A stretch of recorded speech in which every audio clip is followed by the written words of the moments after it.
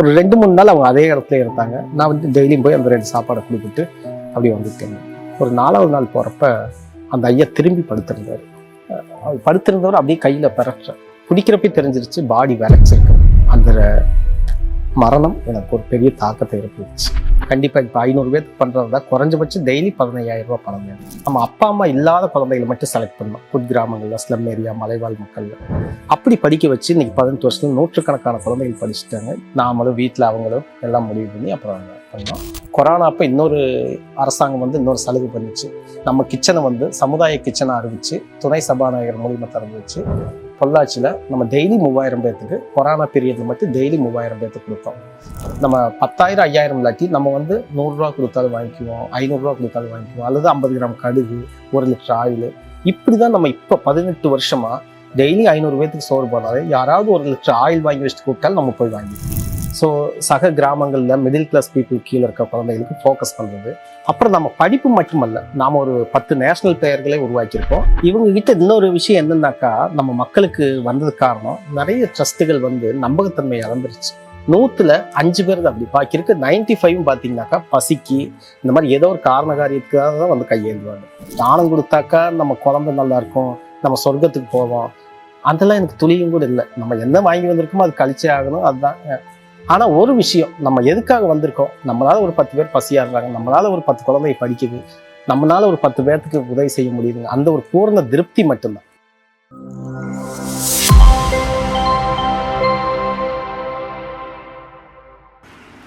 இன்றைக்கி வந்து உலகிலே ஒரு முக்கியமான பாட்காஸ்ட் எபிசோட்னு சொல்லலாம். இது வந்து சில பாட்காஸ்ட் பண்ணணும்னு ஆசையாக இருக்கும், பண்ணலாம். பட் சில பாட்காஸ்ட் வந்து நம்ம பண்ணணும் அப்படின்னு ஒரு கடமை, ஒரு ரெஸ்பான்சிபிலிட்டி இருக்கும். அந்த மாதிரி ஒரு பாட்காஸ்ட் இது வந்து கண்டிப்பாக ஒரு லைட் ஹார்ட்டடான கான்வர்சேஷனாக இருக்காது, ஜாலியான கான்வர்சேஷன் கிடையாது. ஆனால் சொசைட்டிக்கு நம்ம எல்லோரும் பார்க்க வேண்டிய தேவையான ஒரு கான்வர்சேஷன். ஆனால் கண்டிப்பாக 100% ஒரு தேவையான கான்வர்சேஷன் தான் இது. ஸ்ரீராம ஜெயம் ட்ரஸ்ட் பொள்ளாச்சியில் இருக்காங்க. ஒரு 17-18 வருஷமாக ரொம்ப பெரிய விஷயம் பண்ணிகிட்ருக்காங்க. நிறைய பேர்த்துக்கு சாப்பாடு கொடுத்துட்ருக்காங்க, நிறைய உதவிகள் பண்ணிகிட்ருக்காங்க. நிறைய உதவிகள் 1-2 கிடையாது, அது கண்டினியூஸாக தினம் பண்ணிகிட்ருக்காங்க. தினம் கிட்டத்தட்ட ஒரு 500 பேர்த்துக்கு சாப்பாடை தினம் கொடுத்துட்ருக்காங்க, ஒரு நாள் கூட விடாமல். அது மட்டும் இல்லாமல் பல விஷயங்கள் இன்னும் சேர்ந்து பண்ணிகிட்ருக்காங்க. அது எல்லாமே பேசியிருக்கோம். நம்ம நிறைய பேர் ரோட்டில் நிறைய பேர்த்த பார்த்துருப்போம். பிச்சை எடுக்கிறவங்க, நிறைய பேர் முடியாமல் இருக்கவங்க பார்த்துட்டு கடந்து போயிருப்போம். நம்மளுக்கும் மனசுக்குள்ள ஒரு செகண்ட் பாவமாக இருக்கும், ஐயோ பாவம் அப்படின்ட்டு. ஆனால் பார்த்துட்டு கண்டும் காணாமல் கடந்து போயிருப்போம். நம்ம ஏன் கடந்து போகிறோம்னு நமக்கே தெரியாது, அடுத்த வேலையை பார்த்துட்டு போயிருப்போம். ஆனால் நம்ம அன்றைக்கி ஒரு நாள் ஒரு ரூபா, ஒரு 10 ரூபா கொடுத்துருந்தா அன்றைக்கி ஒரு நாள் அவங்க லைஃப் வேறு மாதிரி இருந்திருக்கும். ஸோ நம்மளால் கொடுக்க முடியலைனாலும் டைரெக்டாக இந்த மாதிரி ரொம்ப சின்சியராக அதை அவங்க வாழ்க்கையவே அர்ப்பணித்து பண்ணிக்கிட்டு இருக்கவங்கக்கிட்ட நம்ம கொடுத்தோம்னா நமக்கு அது மூலியமாகவாச்சு நம்ம ஒருத்தங்களுக்கு ஹெல்ப் பண்ணமேன்னு ஒரு திருப்தி கிடைக்கும், நம்ம இறங்கி ரோட்டில் போய் கொடுக்கலனாலும். ஸோ கண்டிப்பாக இந்த வீடியோ பார்த்துட்டு நிறைய பேர் அது பண்ணுவீங்கன்னு நான் நினைக்கிறேன். இது ரொம்ப யூஸ்ஃபுல்லான ஒரு வீடியோவாக இருக்கும். கிட்டத்தட்ட எல்லா வீடியோலையும் சப்ஸ்கிரைப் பண்ணாட்டி பண்ணுங்கன்னு சொல்லுவேன். பட் இந்த ஒரு வீடியோவை தான் நீங்களும் பார்த்துட்டு கண்டிப்பாக இன்னும் 4 பேர்த்துக்காவது ஷேர் பண்ணிடுங்க தயவு செஞ்சு. உங்களால் ஒரு ஹெல்ப் கொடுக்க முடியலைனாலும் நீங்கள் அனுப்புகிற 4 பேர்த்துல யாராச்சும் ஒருத்தங்களாவது ஒரு 100 ரூபாயோ ஒரு 1000 ரூபாயோ கொடுத்துருவாங்க. கண்டிப்பாக இது மிகப்பெரிய ஒரு இம்பேக்டை க்ரியேட் பண்ணும் யாராச்சும் ஒருத்தங்க லைஃப்பில். ஸோ நிறைய பேர்த்துக்கு இது ஷேர் பண்ணுங்கள், பார்க்கட்டும். அது மூலிமா நிறைய பேர் வந்து இந்த ட்ரஸ்ட்டுக்கு அவங்களால முடிஞ்ச உதவியை, பெரிய அளவில் செய்யணும்னு இல்லை, உங்களால் முடிஞ்ச உதவியை செய்வீங்க அப்படின்னு நான் நினைக்கிறேன். ஸோ பாட்காஸ்ட்டை ஃபுல்லாக பாருங்கள், நிறைய விஷயம் சொல்லியிருக்காங்க, நிறைய தெரிய வரும். அதை பார்த்துட்டு ஒரு ஆக்ஷன் எடுப்பீங்க அப்படின்னு நான் நம்புகிறேன். பாட்காஸ்ட்குள்ளே போயிடலாம். தேங்க்யூ அண்ணா. வணக்கம். வணக்கம்ண்ணா. எப்படி இருக்கீங்க? நல்லா இருக்கேங்கண்ணா. நல்லா இருக்கேன். நீங்கள் வந்து ஒரு ரொம்ப பெரிய விஷயம் பண்ணிகிட்ருக்கீங்க. எப்படி ஆரம்பிச்சிங்க? எல்லாத்துக்கும் ஒரு டேர்னிங் பாயிண்ட்டுன்னு ஒன்று இருக்கும். ஏதோ ஒரு இன்சிடெண்ட் வந்து நம்மளோட வாழ்க்கையை இப்படி வேறு விதமாக மாற்றிருக்கும். உங்களை எந்த இன்சிடெண்ட் வந்து இந்த பக்கம் திருப்பிச்சு, எப்படி மாற்றிச்சிங்க?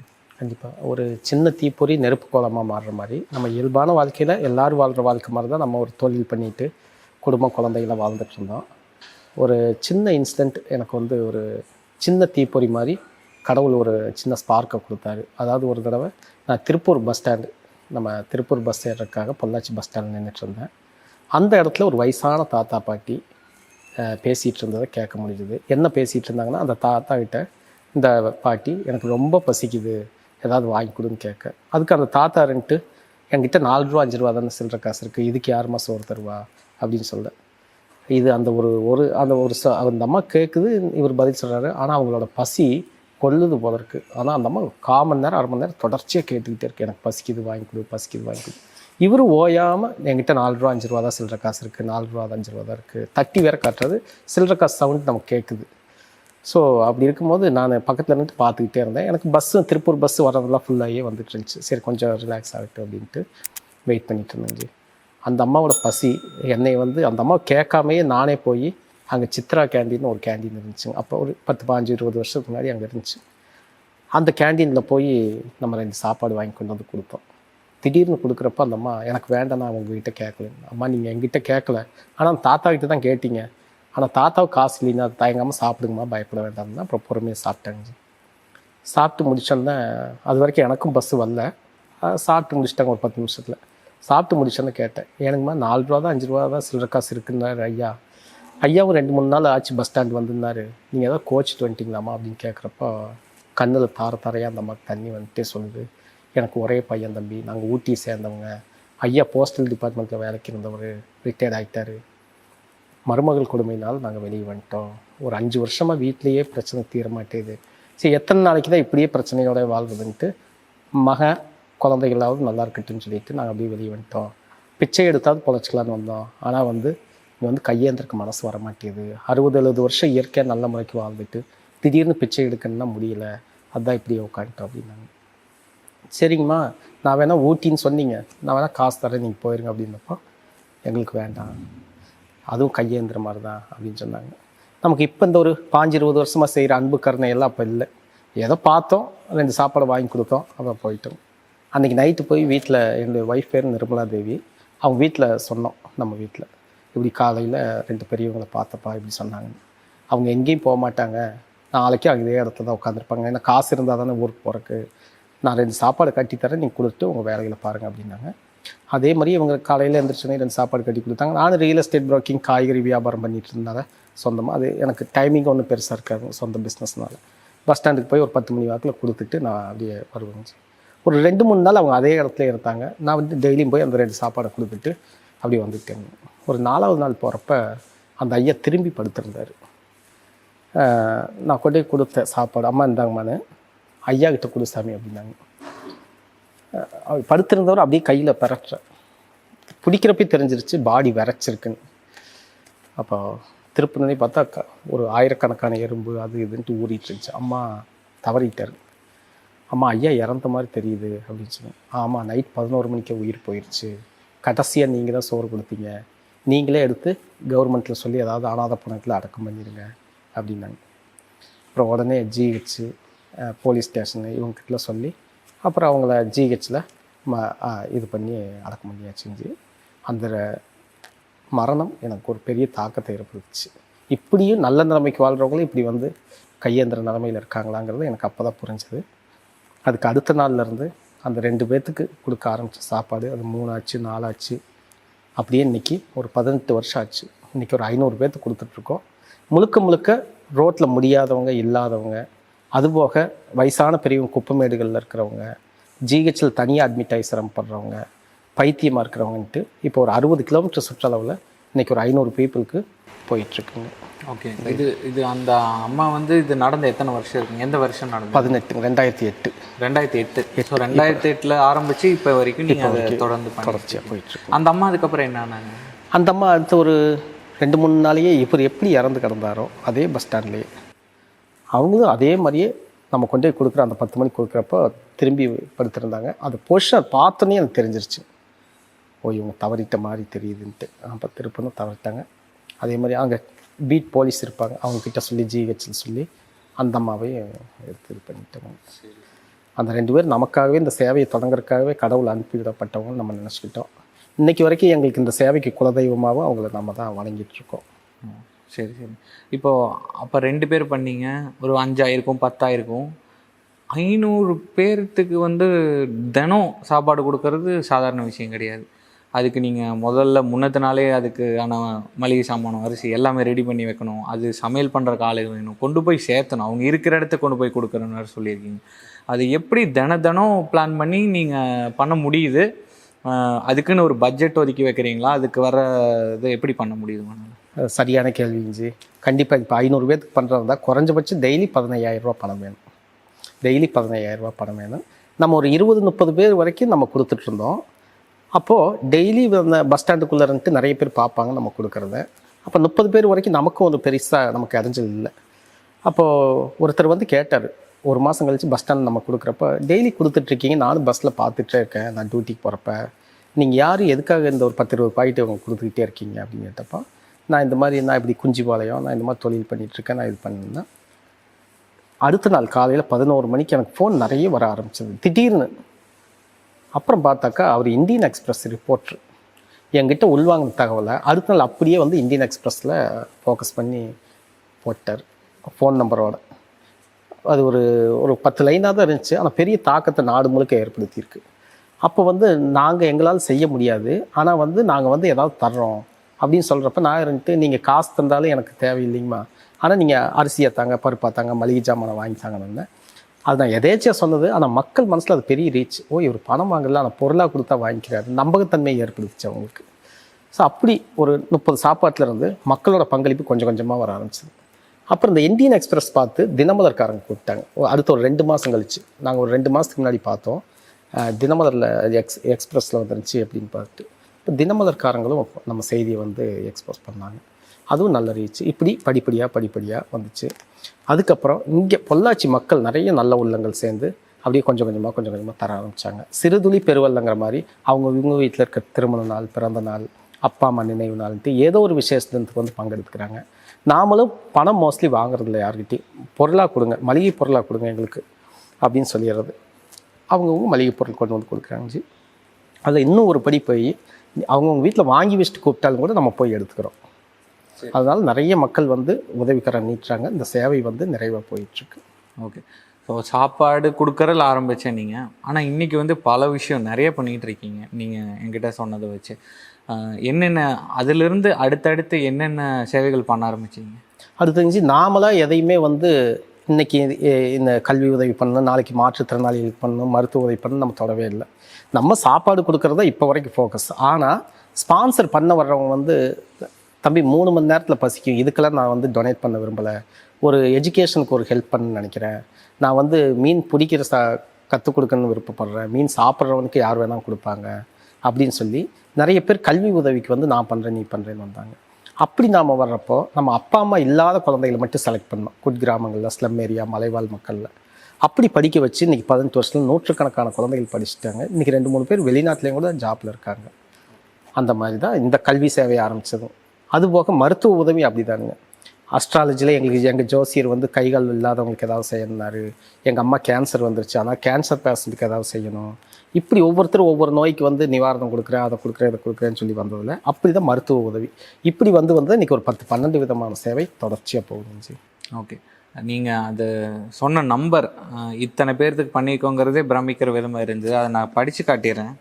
கிட்டத்தட்ட ஒரு சில விஷயங்கள் மட்டும், இது வரைக்கும் ஒரு 22,630 பெண்கள் இதனால் பலனடைஞ்சிருக்காங்க அப்படின்னு சொல்லியிருக்கீங்க. தினம் 500 பேருக்கு உணவு கொடுத்துட்ருக்கேன் அப்படின்னு சொல்லியிருக்கீங்க. அதே மாதிரி ஒரு 320 பேர்த்துக்கு வந்து ஹெல்த் கேர் ஹாஸ்பிட்டல் வசதி அது பண்ணி கொடுத்துருக்கேன்னு சொல்லியிருக்கீங்க. ஒரு 81 ஸ்டூடெண்ட்ஸை நீங்கள் இது வரைக்கும் படிக்க வச்சுருக்கீங்க. 763 மாற்றுத்திறனாளிகள் பயனடைஞ்சிருக்காங்கன்னு சொல்லியிருக்கீங்க. 2500 மரத்தை நீங்கள் நட்டிருக்கீங்க. 40 நாட்டு மாடு நீங்கள் பராமரிச்சிட்ருக்கீங்க. இதெல்லாமே ஒவ்வொரு விஷயமுமே செய்கிறதே பெரிய விஷயம். எப்படி இத்தனை விஷயம் உங்களால் கோர்வையாக ஒன்றா செஞ்சு கொண்டு போக முடியுது? கரெக்டு தான். உங்களுக்கு வர்ற கேள்வி எல்லாத்துக்கும் வர வேண்டியது தான். ஒரு சேவை அமைப்பு ஒரு சேவையை செய்கிறக்கே திணறாங்க. அதையும் ஒரு நேர்த்தியாக கொண்டு போகிறக்கு இன்னும் கொஞ்சம் ஸ்ட்ரகிளாக இருக்குது நிறைய விஷயங்கள்ல. நாம் எப்படி இந்த 10-15 விஷயத்தை கொண்டு போகிறது உங்களுக்கு மட்டுமே நிறைய பேர்த்துக்கு ஒரு ஆச்சரியத்தை ஏற்படுத்துது, கேள்வியை ஏற்படுத்துது. ஆனால் நாம் ஒரு விஷயம், இங்கே யார் ஸ்பான்சருக்கு வந்தாலோ, நம்ம தகவல் கேட்டு வந்தாலோ, நாம் என்ன கேட்போம்னா, அவங்க பணம் தர்றாங்க, பொருள் தர்றாங்கங்கிறத காட்டிலும் உங்களுக்கு என்ன திறமை இருக்குது, நீங்கள் எந்த துறையில் அனுபவஸ்தராக இருக்கீங்க. உதாரணத்துக்கு பார்த்தீங்கன்னா, ஒரு பேங்க் ஆஃபீஸருக்கு வந்தாங்கனாக்கா 20-30 வருஷம் நான் பேங்க்கு இருக்கேன் அப்படின்பாரு. அப்படி இருக்கிறப்போ நம்ம அவங்களோட தனித்திறமை, தனி அனுபவம், தனியாக பிடிச்ச விஷயங்கள் இந்த லிஸ்ட்டில் எடுத்து வச்சுட்டு நாம் இந்த 15-20 துறையில் எதில் வந்து அவங்கள பொருத்த முடியும் அவங்ககிட்ட கேட்போம். மாதத்தில் 1 மணி நேரம், மாதத்தில் 1 நாள், அல்லது மாதத்தில் 2 மணி நேரம், வாரத்தில் 1 மணி நேரம் கேட்போம். அப்படி ஒவ்வொருத்தரை வந்து நம்ம இணைச்சி ஒவ்வொரு விஷயமா செய்ய வைப்போம். உதாரணத்துக்கு பார்த்தீங்கன்னாக்கா ஒரு மாற்றுத்திறனாளி இருக்கார், பேர் மணிகண்டன். அவர் பார்த்தீங்கன்னாக்கா மாற்றுத்திறனாளிகளுக்கு ஏதாவது செய்யணும்னு ஆர்வமாக இருப்பார். ஆனால் அவர் கர்நாடிக் சிங்கிங் டீச்சர் கோபாலபுரம் ஹைஸ்கூலில். ஆனால் அவருக்கு பிடிச்சது வந்து பார்த்தீங்கன்னாக்கா தானும் மாற்றுத்திறனாளியாக இருக்கிறவங்களுக்கு ஏதாவது செய்யணும்னு விரும்பிகிட்டே இருப்பார். ஸோ அவர்கிட்ட நம்ம ஒரு கேட்டோம், நாங்கள் வந்து உபகரணங்கள், கருவிகள் நிறைய நல்ல உள்ளங்கள் இருக்காங்க, அவங்கக்கிட்ட மூலியமாக வாங்கி தரோம், நீங்கள் கிராமத்தில் சரியான நபர்களை கண்டுபிடிச்சி சொன்னீங்கன்னா நம்ம அதை பண்ணலாங்கிறப்போ இந்த 7-10 வருஷமும் மாற்றுத்திறனாளிகளுக்கு அவர் தான் அந்த நம்மளோட ராமஜெயம் ட்ரஸ்ட்டில் மாற்றுத்திறனாளிகளுக்குன்னு ஒரு பொறுப்பு, மணிகண்டன் பொறுப்பாளர். அவர் வந்து டேட்டா அனலைஸ் கொடுத்து government, central government, state government ரீதியாக என்னென்ன வருது, இப்படி மாற்றுத்திறனாளிகளுக்கு அந்த விஷயம் போகும். இப்போ மருத்துவ உதவின்னு பார்த்தாக்கா நமக்கு ஒரு 10-12 டாக்டருக்கு பொள்ளாச்சியில் நல்ல ஈடுபாடு சரணாகதியோடு இருக்காங்க. அதில் ஒரு 2 பேர் பார்த்திங்கனாக்கா நம்ம சிவானந்த டாக்டர், நளினிமா. 24 ஹவர்ஸ் நம்ம யாரை கூட்டிகிட்டு போனாலும் மகாலிங்கபுரம் ரவுண்டானாகிட்ட அவங்க வீடுங்க. அவங்க மூலிமா 24 ஹவர்ஸ் நமக்கு ட்ரீட்மெண்ட்டு ப்ளஸ் மெடிசனு எல்லா விஷயங்களும் அவங்க பண்ணி தருவாங்க. இப்போ பேங்க் ரிட்டையர்டு ஸ்ரீதரன் சார்னு இருக்காங்க, ஐஓபியிலேருந்து ரிட்டையர்டு. அவங்க வந்து பார்த்திங்கனாக்கா எங்களுக்கு அக்கௌண்ட்ஸ் இந்த விஷயங்களுக்கு டெய்லி 1 மணி நேரம் வருவாங்க.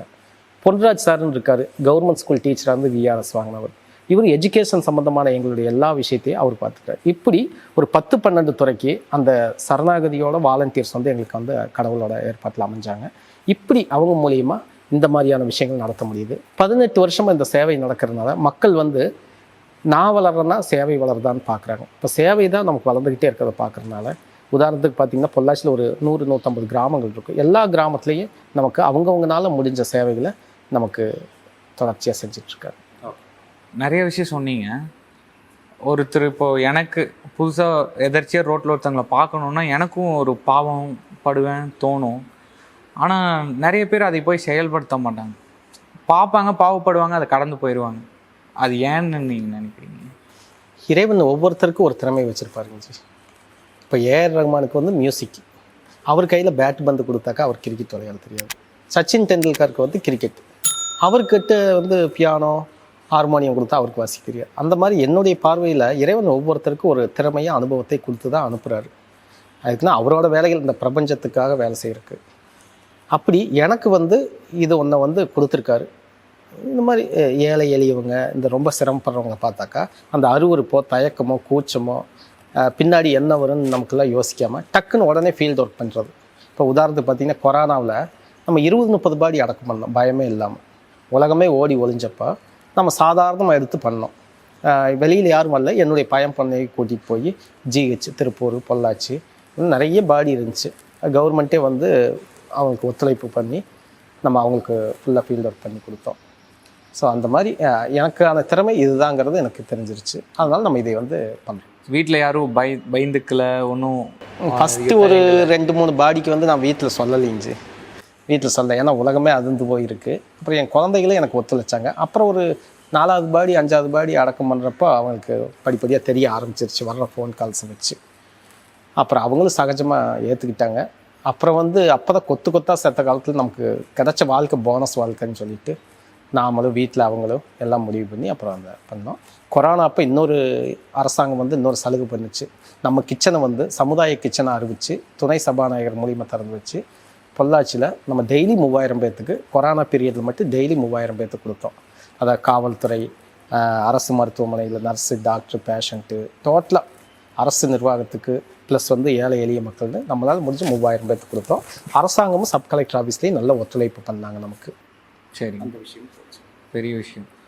அதே மாதிரி இப்போ சரி மனுஷங்களுக்கு நம்ம பண்ணுறோம், எப்போ உங்களுக்கு வந்து அதையும் தாண்டி மாடுகளாகட்டும் இல்லை மரங்கள் நடுறதாகட்டும் மற்ற உயிரினங்களுக்கும் நம்ம பண்ணணுங்களும் உங்களுக்கு எப்போ தோணுச்சு? அதனால் இங்கே பார்த்தீங்கன்னாக்கா நம்ம கேம்பஸில் டெய்லி 5 கிலோ சிறுதானியத்தை தூவி விடுவோம். காலைல 3:30 மணிலேருந்தே ஃபஸ்ட்டு மயில் வரும், ஒரு 10-20 மயில் வரும், அப்புறம் புறா வரும். இப்போ நீங்கள் பார்த்தீங்கன்னா புறா கூட்டமாக உட்காந்து சாப்பிட்டுட்ருக்கு. இந்த மாதிரி சாயந்தரம் ஒரு 5-5:30 வரைக்கும் ஆயிரக்கணக்கான ஜீவராசிகள் இப்படி இருக்குது. அப்புறம் அம்பராம்பாளைய ஆற்றுல தினசரி எள்ளும் பச்சரிசியும் போட்டுக்கிட்டுருக்கோம் மீன்களுக்கு. அப்புறம் பொள்ளாச்சி மாரியம்மன் கோயில் தெப்பக்குளத்தில் டெய்லி 2 கிலோ பச்சரிசி 2 கிலோ எள்ளு தூவி விட்டுட்ருக்கோம். எங்கெல்லாம் எத்தனை ஜீவனுக்கு நம்மளால் உணவு அளிக்க முடியுமோ, அது ஒரு செடிக்கு தண்ணி ஊற்றினாலும் அந்த ஒரு உயிருக்கு உணவு தானே. அந்த கருணை வந்து இறைவனோட அருளால், நம்ம அனுபவம் திறமைலாம் சொல்ல முடியாது, இறைவன் வந்து அந்த இதை கொடுத்துருக்காரு. அதுக்கு தகுந்த நல்ல நல்ல உள்ளங்களை அணைச்சி வச்சார். இப்போ நம்ம ஒரு சேவை செய்யறதுனால அதுக்கு பொருளாதாரம் வந்து பெரிய பட்ஜெட்டு, அது வேறு. அதுக்கு நம்ம சிறுதுளி பெருவெள்ள மாதிரி நாடு முழுக்க நிறைய நல்ல உள்ளங்கள் தங்களால் முடிஞ்சதை மாதம் வாரம் அல்லது பிறந்த நாள் திருமண நாள்ட்டு முடிஞ்சதை தர்றாங்க. நம்ம 10,000 5,000 இல்லாட்டி நம்ம வந்து 100 ரூபா கொடுத்தாலும் வாங்கிக்குவோம், 500 ரூபா கொடுத்தாலும் வாங்கிக்குவோம், அல்லது 50 கிராம் கடுகு, 1 லிட்டர் ஆயில். இப்படி தான் நம்ம இப்போ 18 வருஷமாக டெய்லி 500 பேத்துக்கு சோறு போனாலே யாராவது 1 லிட்டர் ஆயில் வாங்கி வச்சுட்டு கூப்பிட்டாலும் நம்ம போய் வாங்கிடுவோம். அப்படி டெய்லி 10 பேர் கூப்பிட்டா 10 லிட்டர் ஆயில் ஆச்சு. அந்த மாதிரி நிறைய பேர் அதான் தவறான புரிதலில் இருக்காங்க. என்னால் என்ன பண்ணிட முடியும், நான் பணக்காரன் கிடையாது, நான் எவ்வளோ கொடுத்துட முடியும் அப்படின்னு யோசிக்கிறேன். நான் கொடுத்தா பெருசாக தான் கொடுக்கணும் அப்படின்னு ஒரு தப்பான புரிதல்லையும் இருக்காங்க. ஸோ நீங்கள் சொல்கிற மாதிரி நம்மளால் முடிஞ்ச சின்ன விஷயத்த கூட கொடுக்கலான்னு நீங்கள் சொல்கிறீங்க. ஆமாங்க ஜி. இப்போ அப்படி தான் வந்து நம்ம வந்து இந்த 18 வருஷமாக தொடர்ச்சியாக நடக்கிற காரணம், இன்னும் 100 வருஷமானாலும் நம்ம நடத்திட முடியும்னு எங்களுக்குள்ளே எங்கள் டீமில் கான்ஃபிடென்ட் வந்த காரணம் சிறுதுளி பெருவெள்ளம். உதாரணத்துக்கு ரேஷனில் பாமாயில், பருப்பு இதெல்லாம் வாங்கி நிறைய மக்கள் யூஸ் பண்ணுறதில்ல. அவங்ககிட்டயும் நம்ம சொல்லுவோம், நீங்கள் வாங்கிட்டு யூஸ் பண்ணாட்டிங்கக்கா எங்களுக்கு 1 லிட்டர் பாமாயில் வாங்கி கொடுங்க, எங்களுக்கு 1 கிலோ பருப்பு வாங்கி கொடுங்க, எங்களுக்கு 1 கிலோ சுகர் வாங்கி கொடுங்க. அவங்க ரேஷன் கார்டில் வாங்கிட்டு தம்பி இந்தாங்க இந்த மாதம் கொடுப்பாங்க. அப்படி மட்டுமே கிட்டத்தட்ட 160 பேர்த்த நம்ம இணைச்சிருக்கோம். ஸோ மாதமான ஒரு 160 லிட்டர் ஆயில் அதுலேயே வந்துடும். எங்களுக்கு 160 கிலோ பருப்பு அதில் வரும். இப்படி நம்ம டெய்லி 500 பேர்த்துக்கு செஞ்சாலும், இவ்வளோ பிரம்மாண்டமாக செஞ்சாலும், நாங்கள் வந்து 5,000 10,000 5 லட்சம் இப்படியெல்லாம் டோனர்ஸ் இல்லை. எங்களுக்கு வந்து 100 ரூபா 500 ரூபா 1000 ரூபா இந்த ரேஞ்சிலேயே தான் நம்ம வந்து இப்படி 100கணக்கான 1000கணக்கான பீப்புளை வந்து நம்ம இணைச்சி வச்சுருக்கோம். அதையுமே வந்து அவங்களுக்கு இப்போ வயசான பெரியவங்கெல்லாம் விஆர்எஸ் வாங்கினவங்க, ரிட்டையர்மெண்ட் ஆனவங்க, அல்லது கிராமங்களில் இருக்கிற பெரியவங்க, விவசாய குடும்பத்தை சேர்ந்த பெரியவங்களாம் 70-80 வயசு பாட்டிகள்லாம் 100 ரூபாய் வச்சுக்கிட்டு மாதமான கரெக்டாக கொடுக்குறவங்க இருக்காங்க. நம்ம அதை 100 ரூபாய்ன்னு உதாசீனப்படுத்தக்கூடாது. ஏன்னாக்கா அந்த ஜீவன் அதுக்காவது கொடுக்கணும்னு நினைக்கிறாங்க. ஒன்று, நம்ம அதை வந்து 100 ரூபாயை பார்க்காம அந்த பாட்டி இன்னொரு 5 பாட்டிகிட்ட சொல்லுவாங்க, இந்த தம்பி 100 ரூபாய்ன்னு சொன்னாலும் வந்துடுதுன்ட்டு. அந்த 5 பேர் திரும்பி 100 ரூபாயை போட்டு 500 ரூபாய். இப்படி தான் சிறுதுளி பெருவெள்ளம் அறிஞ்சு நாடு முழுக்க, பொள்ளாச்சி முழுக்க இந்த சேவை போகிறக்கும் டோனர்ஸ் வர்றக்கும் இதுதான் ஒரு பெரிய காரணம். அதே மாதிரி நீங்கள் இந்த மாதிரி நிறைய பேருக்கு சாப்பாடு கொடுக்கும்போதோ, உதவி செய்யும் போதோ, நிறைய பேர் வாழ்த்துறதெல்லாம் வீடியோவில் நிறைய நான் பார்க்க முடியுது. அந்த மாதிரி பண்ணும்போது உங்களுக்கு எவ்வளோ மன நிறைவாக இருக்குது? மனசு நிகழ்ச்சி, நம்ம பிறவி பயன். நம்ம வந்து நம்ம தானம் கொடுத்தாக்கா நம்ம குழந்தை நல்லாயிருக்கும், நம்ம சொர்க்கத்துக்கு போவோம், அதெல்லாம் எனக்கு துளியும் கூட இல்லை. நம்ம என்ன வாங்கி வந்திருக்கோமோ அது கழிச்சே ஆகணும், அதுதான். ஆனால் ஒரு விஷயம், நம்ம எதுக்காக வந்திருக்கோம், நம்மளால் ஒரு 10 பேர் பசியாடுறாங்க, நம்மளால் ஒரு 10 குழந்தை படிக்குது, நம்மளால் ஒரு 10 பேர்த்துக்கு உதவி செய்ய முடியுதுங்க, அந்த ஒரு பூர்ண திருப்தி மட்டும்தான். அந்த திருப்தி சந்தோஷம் மட்டும்தான் என்னை வந்து ஒவ்வொரு நாளும் ஒவ்வொரு நிமிஷமும் இயங்க வைக்குது. அதுக்கு என்னுடைய பையன், பொண்ணு, என்னுடைய குடும்பம் வந்து நல்ல ஒத்துழைப்பு, எங்கள் அப்பா எங்கள் அக்கா முதற்கொண்டு. ஏன்னா இன்றைக்கி ஒரு குடும்பத்துக்கு சோறாக்குறக்கே நம்ம எல்லார் வீட்லேயும் பார்க்குறோம், ஞாயிற்றுக்கிழமையானா வெளியில் போகணும், எல்லாத்தையும் ஏதாவது ஒரு நேரம் ஹோட்டலில் இல்லைனா ஆர்டர் பண்ணி வாங்கிக்கலான்னு. இது டெய்லி 500 பேர்த்துக்கு 18 வருஷமாக ஒரு ஞாயிற்றுக்கிழமை லீவோ ஒரு தீபாவளி பொங்கலுக்கு லீவோ இல்லாமல் தொடர்ச்சியாக போயிட்டுருக்கோம். ஊரே தீபாவளி கொண்டாடிட்டுருக்கோம். ஆனால் இங்கே ரொட்டீனாக அந்த 500 பேர்த்துக்கு சோறு கொடுத்துட்ருப்போம். அந்த அப்பா அம்மா இல்லாத குழந்தைகளுக்கு புது ட்ரெஸ் எடுத்து கொடுக்குறது. தீபாவளிக்கெலாம் பார்த்திங்கன்னா கிட்டத்தட்ட இப்போ வந்து இந்த வருஷம் மட்டும் நம்ம 1100 குழந்தைகளுக்கு பண்ணோம். இந்த அப்பா அம்மா இல்லாத குழந்தைகள், ஒன் பேரண்ட் சைல்டு, மலைவாழ் மக்கள் குழந்தைகள்னு. ஆனால் இந்த 1100 பேர்த்துக்கு நாம் பண்ணன்னு சொல்லிட்டாலும் 1100 நல்ல உள்ளங்கள் ஒரு 1000 ரூபா போட்டு ட்ரெஸ் எடுத்து கொடுத்தாங்க. அப்படிங்க. அப்படி இது மாதிரி பண்ணும்போது இத்தனை வருஷமாக பண்ணுறீங்க, கண்டிப்பாக எதனிக்க உங்களுக்கு உடல்நிலை சரியில்லாமல் போயிருக்கும், உடம்பு சரியில்லாமல் போயிருக்கும், மனசு உங்களுக்கு டயர்டாக இருக்கும். என்னைக்காச்சும் உங்களுக்கு அது சோர்வு அடைஞ்சிருக்கா இது பண்ணுறது? கண்டிப்பாக ஜி. அந்த சோர்வுங்கிறது வந்துச்சு, ஆனால் எனக்கு உடல்நிலை பாதிப்புங்கிறது எனக்கு வந்ததில்லை. அப்படியே வந்தாலும் டக்குன்னு ஒரு மணி நேரத்தில் யோசிப்பேன், இன்றைக்கி வந்து பையனை அனுப்பிச்சுடலாமா, பிள்ளை அனுப்பிச்சுடலாமா கொடுக்குறக்குங்கும் போது வேண்டாம், இன்றைக்கி நான் ஒரு 100 பேர்த்தில் 2 பேர்த்துக்கு இல்லாமல் போயிடுச்சுன்னா என்ன பண்ணுறது. ஏன்னா ஞாபக மறதியில் கொடுக்குறது மிஸ் ஆகிட்டா என்ன பண்ணுவேன், நானே மூவ் பண்ணி போயிடுவேன். ஆனால் இறைவனோட அருளால் எனக்கு ஒரு நாளைக்கு மேலே எனக்கு உடம்பு சரியில்லாமல் போனதில்லை. ஆனால் ஒரு சம்பவம் நடத்து எனக்கு ஒரு பரிசோதனையாக இறைவன் காமிச்சார். நம்ம உணவு கொடுத்துட்ருக்கும் போது என்ஜிஎம் காலேஜ் பசங்க ஒரு ட்ரிபிள்ஸ் வந்து நேருக்கு நேராக வந்து ஆக்சிடென்ட் ஆயிடுச்சு. அப்போ என்னோடய இந்த மூட்டு கிண்ணம் வந்து உடஞ்சது. ஒரு 11 மணி இருக்கும், நம்ம பொள்ளாச்சி திடலில் வச்சு. அந்த 48 நாள் இறைவன் அப்பையும் வந்து நான் படுத்துக்கிட்டு தான் இருந்தேன்.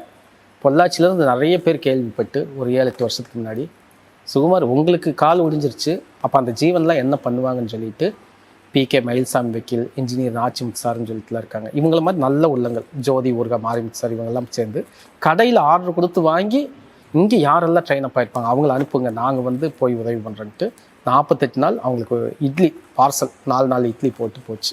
ஸோ அதுதான் வந்து எனக்கு அடிபட்டு தான் அந்த லீவ் ஆச்சு. ஆனால் இந்த லீவுக்குமே இறைவன் வந்து எப்படி நான் இயங்குவேன், எனக்கு சார்ந்தவங்க எப்படி இயங்குறாங்கன்னு பார்க்குறக்காகவும் இருக்கலாம். ஆனால் இறைவனோட அருளால் அந்த 48 நாள் போச்சுங்க. ஆனால் இப்போ என்னாச்சு, கடந்த ஒரு 2-3 வருஷமாக ஒரு 10 பேர்த்த இதுக்குன்னே உருவாக்கணும், நாம் இல்லாட்டி இந்த சேவை நடக்கணும்னு சொல்லிட்டு வர்ற வாலண்டியர்ஸ்கிட்ட நான் தான் நம்ம அவங்க வந்தாங்கனாவே பணம் கேட்க மாட்டேன், அவங்களுக்கு என்ன பிடிக்குன்னு கேட்பேன். அதில் 4-5 பேர் நீங்கள் எப்போ கூப்பிட்டாலும் நாங்கள் வந்து ஒர்க் பண்ணி தர்றோம், சேவை செஞ்சு தர்றோம்னு சொன்னவங்க ஒரு 10 பேர்த்த ட்ரெயின் அப் பண்ணோம். 500 பேர்த்துக்கு ஆக்கிரக்கு ட்ரெயின் அப் பண்ணி வச்சுருக்கோம். 10 பேர் வாலண்டியர்ஸை வந்து கொடுக்குறக்கு இந்த 50 கிலோமீட்டர் ஒரு ஆள் மிஸ் ஆகாமல் கொடுக்குற மாதிரியான ஒரு பிளான் பண்ணி அந்த விஷயம் பண்ணி வச்சுருக்குங்க. நாமளே இல்லாட்டி இந்த சேவை நடக்கும். சுகுமார் மட்டுமல்ல, இந்த ராமஜெயம் ட்ரஸ்ட்டுக்கு வர 100கணக்கான வாலண்டியர்ஸ் இருந்தாவே நடத்திட முடியுங்கிறதுனால நம்ம அந்த இது அப்படியே போயிட்டுருக்கு. இது எப்படி இப்போது தினம் 500 பேர் அவங்களுக்குன்னு ஒரு பேர் வச்சு அட்டண்டன்ஸ் மாதிரி வச்சுருக்கீங்களா, இல்லை எப்படி உங்களுக்கு ஞாபகம் வச்சுக்கிறீங்க? அத்தனை பேர்த்துக்கு நம்ம இங்கே இவங்க இருப்பாங்க, அங்கே அவங்க இருப்பாங்கன்னு எப்படி உங்களால் ஞாபகம் வச்சுக்கணும்? இது ஒரு வேலையை செஞ்சாக்கா மறக்க முடியும். இது வந்து அந்த ஒரு உயிர், அந்த ஒரு பாக்கெட் சாப்பாட்டில் அந்த உயிர் வாழுது. ஸோ அந்த உயிருக்கு இந்த உயிருக்கு ஒரு கனெக்டிவிட்டி வரும் ஆத்மார்த்தமாக செய்யும் போது. நீங்கள் ஒரு வேலையில் இன்வால்மெண்ட் எடுத்தோ அல்லது அந்த வேலையை செஞ்சு முடிக்கணும்னு ஒரு தீர்க்கமாக முடிவு பண்ணி தூங்கினாக்கா தூக்கம் வராது, உடம்பு சாஞ்சிருக்கும், மைண்டில் ஓடிக்கிட்டே இருக்கும். ஸோ அந்த மாதிரி தான் அந்த 18 வருஷமாக இவங்க இங்கே இருக்காங்க, இவங்க இங்கே இருக்காங்க, இவங்க இங்கே இருக்காங்கன்னு தெரியும். அதே மாதிரி இந்த புதுசாக இந்த 500 பேர் வந்து ஃபிக்ஸடு, அது 400 பேர் தான் ஒரே இடத்துல இருக்கிறவங்க, பாக்கி 100 பேர் வந்து ஃப்ளோட்டிங். இந்த மணலில் பாதிக்கப்பட்டு பைத்தியமாக இருக்கிறவங்க பொள்ளாச்சி 6 ரோடு எனக்குது, Tiruppur road, Perappampatti road, Palakkad road, Anamalai road, Valparai road, இந்த 6 ரோட்டில் இந்த பைத்தியமாக இருக்கிறவங்க ஒவ்வொரு ரோட்டில் வெளியே போயிட்டே இருப்பாங்க. வெளியிலேருந்து உள்ளே வர பைத்தியமாக இருக்கிறவங்க, மணலில் பாதிக்கப்பட்டவங்க உள்ளே வந்துக்கிட்டே இருப்பாங்க. ஆனால் நமக்கு பார்த்தோன்னே தெரிஞ்சிடும். அப்புறம் 100 பேர் இருந்தாலும் டவுனுக்குள்ளே அந்த ஒரு நபரை இறைவன் கண்ணில் ஃபோக்கஸ் பண்ணி காட்டிடுவார். ஏன்னா இவங்க இந்த நம்ம உணவு சமைக்கும் போதே டெய்லி நானும் மனைவி தான் 500 பேர்த்துக்கு சமைச்சாலும் நாங்கள் தான் 4 மணிக்கு எந்திரிச்சு இப்போ நானும் என் மனைவி தான் நம்ம செஞ்சிட்ருக்கோம். சமைக்கும் போதே ஒரு பிரார்த்தனையோடு தான் சமைப்போம். அந்த பிரார்த்தனைக்கு இறைவன் வந்து அந்த ஜீவனை கண்ணில் காட்டிடுவார். இது வரைக்கும் ஒரு நாளும் கூட 500ல் மிச்சமாயிருச்சுன்னு வந்ததில்லை, 500 தாண்டி ஒன்று சேர்ந்து வந்ததில்லை. இன்றைக்கி 500 பேர்னா 500 பேர்த்துக்கு போகும். நாளைக்கு ஒருத்தங்க இறந்துட்டாங்கன்னு எங்கேயாவது வீதியிலேருந்து ஃபோன் வரும், தம்பி நீங்கள் உணவு கொடுக்குறவங்க இறந்துட்டாங்க அப்படின்னாக்கா இப்போ 499 அந்த ஒன்று தான் இருக்கும். ஒன்று சேர்ந்து வந்தாலும் நமக்கு தெரிஞ்சிடும், ஒன்று லெஸ் ஆனாலும் நமக்கு தெரிஞ்சிடும். இத்தனை பேரில் ஒன்று அதிகம் குறைச்சலானாலும் உங்களுக்கு தெரிஞ்சிருந்துச்சு. அது வந்து நம்ம தெரிஞ்சிருங்கிறத விட இறைவன் இயற்கை வந்து கரெக்டாக எடுத்து காட்டியிருக்கு. இத்தனை பேர் அந்த மனநல பாதிக்கப்பட்டவங்க இருக்காங்கன்னு சொல்கிறீங்க, அது எப்படி ஒரு சமுதாயத்தில் இத்தனை பேர் உருவாகிறாங்கன்னு நீங்கள் நினைக்கிறீங்க? இதுக்கு உருவாகிறாங்கங்கிறது பெருசு. இது வந்து ஒரு மனநல நோயின்லாம் சொல்ல முடியாது. நான் 18 வருஷமாக பார்த்ததில் ஒவ்வொரு வீட்லேயும் அண்டர்ஸ்டாண்டிங் இல்லாததான். அப்பா தொழில்னு ஓடிக்கிட்டே இருப்பார், அம்மா வீட்டு வேலைன்னு சொல்லிட்டு வீட்டை மட்டுமே கவனிப்பாங்க, குழந்தைக்கு ஸ்கூலுன்னு சொல்லிட்டு ஸ்கூல் மட்டுமே பேக்கேஜ் ஆகி போயிட்டு வந்துட்டுருக்கு. இங்கே யாருமே ஒன்று சேர்றதில்லை. ஒரு நேரம் உணவும் கூட சாதாரணமாக ஒரு 10 நிமிஷம் கூட 4 பேர் சேர்ந்து உட்காந்து பேசுறதில்லை. அப்போது ஒவ்வொருத்தருக்கு நடக்கிற பிரச்சனை யாருக்குமே தெரியறதில்லை. ஒரு தொழில் ரீதியாக ஒரு வேலை செய்கிற இடத்துல பிரச்சனை, அல்லது வீட்டில் அந்த மனைவிக்கு என்ன பிரச்சனை, அல்லது குழந்தைக்கு ஸ்கூலில் என்ன பிரச்சனை, யாருக்குமே எதுவுமே தெரியறதில்லை. ஸோ இதில் ஒரு வீட்டு தலைவன் அந்த கணவனுக்கு ஹஸ்பண்டுக்கு ஏதாவது தொழிலில் பிரச்சனைனா அப்ஸ்டாண்டிங் ஆகி வெளியே போயிடுவாங்க. நிறைய பிச்சைக்காரங்களில் ஆண்களில் பார்த்தாக்கா தொழிலில் ஏதாவது அவங்களுக்கு தெரியாமல் பண்ணியோ நஷ்டம் பண்ணியோ பேங்க் லோன் எடுத்து டியூ கட்ட முடியாமையோ அப்படி அப்ஸ்டாண்டிங் ஆகி வர்றவங்க நிறைய இங்கேன்னு மட்டுமல்ல நாடு முழுக்க இப்படி இருக்கும். அது நம்ம இந்த ஒரு 18 வருஷத்தில் அனலைஸ் பண்ணி பார்த்தது. அதே மாதிரி பெண்கள் வந்து பார்த்திங்கனாக்கா வீட்டை விட்டு சண்டை கட்டிட்டு கோச்சிட்டு வந்துடுவாங்க. ஆனால் இங்கே வந்ததுக்கப்புறம் தான் தெரியும் பசி பத்தும் செய்யுங்கிற மாதிரி ஒரு வாரத்தில் 4 நாள் 5 நாளில் அவங்களுக்கு புத்தி போகணுன்னே நினைக்காத அளவுக்கு புத்தியே மழுங்கி போய் மாறி போயிடும். ஸோ இதுதான் மனநல பாதிக்கப்பட்டவங்கிறது நோயல்ல, உருவாகிறாங்க. வீட்டில் எல்லோரும் ஒன்று சேராமல் இருக்கிறது, கால ஓட்டத்தில் நான் முன்னேறேன், நான் அதை சாதிக்கிறேன், இதை சாதிக்கிறேன், இருக்கிற பிரச்சனைலாம் எடுத்து போட்டு இருக்கிற லைஃப்பை விட்டுட்டு ஓடுறது தான் இந்த பிரச்சனை காரணம். நிறைய பேர் பயந்துக்குவாங்க, நம்ம உதவி செய்யலாம்னு நினச்சாலும் அவங்க மனநல பாதிக்கப்பட்டனால நம்மளே எதாவது பண்ணிடுவாங்களோ அப்படின்னு ஒரு பயம் இருக்கும். கண்டிப்பாக அந்த நம்ம வர ஸ்பான்சருக்கும் கூட நிறைய பேர்த்துக்கு பிறந்த நாள் அன்றைக்கி திருமண நாள் அன்றைக்கி வருவாங்க, கொண்டு கொடுங்கண்ணான்னு சொன்னாக்கா ஐயோ வேண்டாங்க பயமாக இருக்குது, ஐயோ ரொம்ப அழுக்காக இருக்காங்க அப்படி. இல்லைங்க அவங்க அழுக்காக தான் இருப்பாங்க, ஆனால் பயப்பட வேண்டியதில்லை. அவங்களுக்கு தெரியும் பாசிட்டிவானவங்க நமக்கு சோறு கொண்டு வராங்கன்னு. கண்டிப்பாக இவங்க ஒன்றுமே செய்ய மாட்டாங்க. ஒன்றுமே செய்ய மாட்டாங்க. அந்த அமாவாசை பௌர்ணமிக்கு மட்டும் அந்த தாக்கம் வந்து கொஞ்சம் ஜாஸ்தியாக இருக்கனால அந்த பேச்சும் இதுவும் மட்டும் கொஞ்சம் வீரியமாகவும் சத்தமாகவும் இருக்கும். பாக்கி வந்து ரொம்ப பாசமாக இருப்பாங்க. அப்புறம் இந்த உயிரும் அந்த உயிர் கனெக்ட் ஆயிரும். அது புதுசாக பார்த்தாவே கனெக்ட் ஆயிரும். ஏன்னா இந்த பிரபஞ்சமும் இயற்கை இறைவன் அப்படி தான் இங்கே கனெக்டடாக வச்சுருக்காங்க. அதாவது ஸோ நம்ம பார்வையில் தான் இருக்குது. நம்ம பார்வையில் தான் இருக்குது. நம்ம எண்ணம் போல் வாழ்க்கைன்னு சொல்லுவாங்க. மனம் இருந்தால் மார்க்கம் உண்டுன்னு சொல்லுவாங்க. அது எதுக்கு வேணாலும் இதை பொருத்திக்கலாம். நம்ம எதை நோக்கி பயணிக்கிறோமோ ஆத்மார்த்தமாக சரணாகதியாக சுயநலத்துக்காக பயணிச்சாக்கா அதில் வந்து ஏற்ற இறக்கம், லாப நஷ்டம், அது எல்லாமே இருக்கும். மன கஷ்டம், குழப்பமெல்லாம் இருக்கும். சரணாகதியோடு இயங்கினாக்கா கண்டிப்பாக அது விவேகானந்தர் ஒரு வார்த்தை சொல்லுவார்.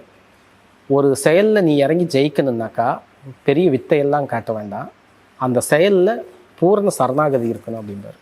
சரணாகதி எவ்வளோக்கு எவ்வளோ பர்சன்டேஜ் அதிகமாக இருக்கோ அதோட வெற்றி வந்து அப்பயே தீர்மானிக்கப்பட்டுரும் அப்படின்னு சொல்லுவார். ஸோ அதே தான் நம்ம இந்த உணவு கொடுக்குற விஷயத்தில் இந்த சேவைகளையும் நம்ம பார்க்க முடியுது. இதே மாதிரி நிறைய பேர் உங்ககிட்ட நிறைய விதமான கதைகள் இருக்கும். ஒவ்வொருத்தங்களுக்கும் ஒரு கதைகள் இருக்கும், ஒரு பேக்ரவுண்ட் இருக்கும். அதனால் இப்படி ஆகிட்டேன், இப்படி வந்துட்டேன், ரோட்டுக்கு வந்துட்டேன் அப்படின்னு சொல்லுவாங்க. உங்களை ரொம்ப உருக்குன கதைன்னு எதாவது இருக்குது இப்போ உங்களுக்கு ஞாபகம் வர்றது? இருக்குங்க. அதாவது இந்த 500 பேர் 500 கதை தான். கதை மீன்ஸ் அவங்களோட வாழ்க்கை வந்து நம்ம கதைன்னு சொல்கிறோம், அவங்க வாழ்க்கையை புரட்டி போட்ட சம்பவங்களாக இருக்கும். ஆனால் நம்ம புதுசாக கேட்குறப்போ இதுக்கெல்லாமல் கோச்சிட்டு வருவாங்க, இதுக்கெல்லாமல் ரோட்டுக்கு வருவாங்க, இதுக்கெல்லாமல் இவ்வளவு சீரியஸாக இருப்பாங்க அப்படின்னு தோணும். ஒவ்வொரு மனுஷனுக்கும் அவனோட சீரியஸ் எந்தெந்த விஷயத்தில் எப்படின்னு தெரியாது. இப்போ உதாரணத்துக்கு சொல்லப்போனால் தம்பிக்கு புது ட்ரெஸ் எடுத்து கொடுத்தாரு. அதாவது 2 செட்டு ட்ரெஸ் எடுத்திருக்காரு. அண்ணனுக்கு 1 செட்டு. இது நமக்கு சாதாரணம். ஆனால் இந்த அண்ணனுக்கு என்ன ஈகோனா எல்லாமே தம்பிக்கே எச்சா இருக்கு அப்படின்ட்டு ஒரு நாள் கோச்சிட்டு வீட்டை விட்டு வர்றாப்படி. வீட்டை விட்டு வந்துட்டு அடுத்த நாள் பசியோடையே சுற்றுறாப்படி. அடுத்த நாள் அந்த பசி பத்தும் செய்யுங்கிற மாதிரி புத்தியில் அது எரைஸ் ஆயிடுச்சு, அழிஞ்சிருச்சு. அந்த தம்பியோட பேர் எங்கேருந்து வந்தால் ஏன்ட்டு. இப்போ பொள்ளாச்சி பஸ் ஸ்டாண்டில் வச்சு நம்ம பார்த்தோன்னே கண்டுபிடிச்சிருவோம். அவன் எந்த ட்ரெஸ் போட்டிருந்தாலும் எப்படி இருந்தாலும் இந்த பர்சன் இப்படி தாங்கிறது இறைவன் நான் சொன்ன ஒவ்வொருத்தருக்கும் ஒரு திறமைன்னு. 100 பேர் இருந்தாலும் இவங்க வந்து கரெக்டாக இருக்காங்க, இல்லை இவங்க கொஞ்சம் மனநிலை பாதிக்கப்பட்டிருக்காங்க, இல்லை இவங்க வந்து ஒரு சைக்கோ மாதிரி கொஞ்சம் தனித்துவமாக இருக்காங்க, இப்படிங்கிற கேடரை என்னால் பிரிச்சிட முடியும். அப்படி இவங்கள பஸ் ஸ்டாண்டு, ரயில்வே ஸ்டேஷன், ரோட்டில் போகும்போது பார்த்தாக்கா நான் பார்த்துருவேன். என் கூட வர்றப்போ என் பொண்ணே கேட்கும், எப்படி டக்குன்னு வண்டி நிறுத்தி இவங்ககிட்ட போய் பேசுகிறீங்க, அவங்களை தைரியமாக கூப்பிடுறீங்க அப்படின்ட்டு. நான் சில பேர் இப்படி புதுசாக வந்தவங்களை பார்த்து அம்பராம்பாளையத்துக்கு கூட்டிகிட்டு போய் உட்கார வச்சு காரில் குளிக்க வச்சு கட்டிங் ஷேவிங்லாம் பண்ணி விட்டு திரும்பி வீடு அட்ரஸ் ஒரு நாள் குளித்து பசி அடக்குனாக்கா அடுத்த நாள் அவங்களுக்கு ரிமைண்ட் ஆயிரும் எங்கேருந்து வந்தாங்க. உதாரணத்துக்கு பார்த்தீங்கன்னாக்கா நமக்கு காய்ச்சல் உடம்பு சரியில்லைன்னா ஒரு நாள் 2 நாள் குளிக்க மாட்டோம், பெட் ரெஸ்ட் எடுத்துகிட்ருப்போம். அப்பயும் நமக்கு வந்து குளிக்காமல் இருந்தால் ஒரு இரிட்டேட்டிங் மாதிரி என்னமோ மாதிரி இருக்கும். இவங்களுக்கு யூரின் மோஷன் போனாலும் கூட கழுவுறக்கு உண்டான சூழல் இல்லை. நம்ம குளிக்கலினாவே ஒரு மாதிரி இருக்குன்னா யூரின் மோஷன்லாம் அப்படியே போயிட்டாக்கா அதே இவங்களுக்கு வந்து மேலும் பைத்தியம் ஆயிடும். நல்லா வாழ்ந்துட்டு ஒரு யூரின் மோஷன் போகிறக்கும் கூட நமக்கு வழி இல்லையே. அதாவது லெட்டின் இருக்கும், கையேந்துனா தானே காசு வரும்.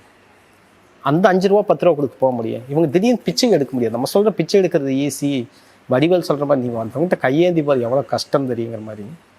நம்ம இந்த பெரியவங்க வந்துட்டாங்கன்னா ஒரு 6லேருந்து 8 மாதம் தான் உயிரோடு இருப்பாங்க ஜி. அதுக்கு மேலே உயிர் இருக்காது.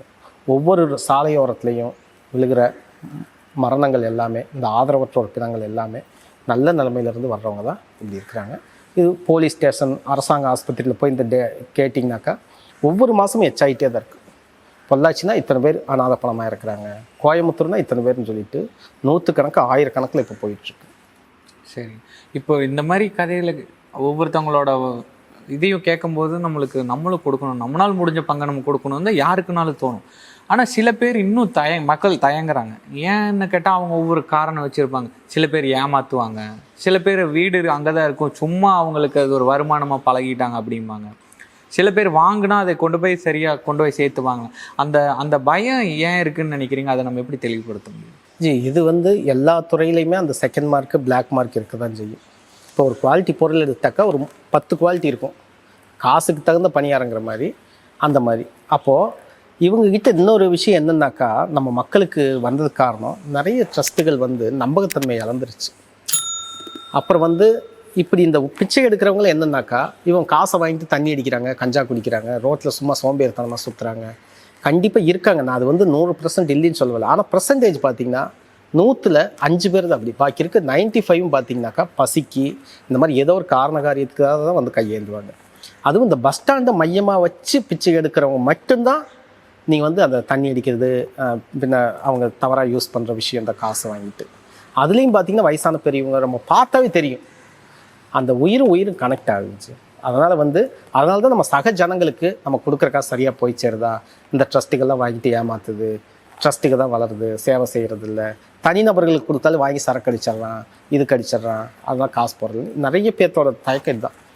என்னை பொறுத்தளவுக்கு உங்ககிட்ட ஒரு 100 ரூபா வாங்கினாக்கா அந்த 100 ரூபாய்க்கு உண்டான பொருளும் ரசீதும் கொடுத்து யாருக்கு போய் சேர்ந்துச்சுங்கிற அந்த 3 விஷயத்தை டேட்டா கொடுத்துட்டோம்னாக்கா அந்த 100 ரூபா கொடுத்தவங்க 101 கொடுக்கவும் 500 ரூபா கொடுக்கவும் 1000 ரூபா கொடுக்கவும் தான் வாய்ப்பு இருக்குது.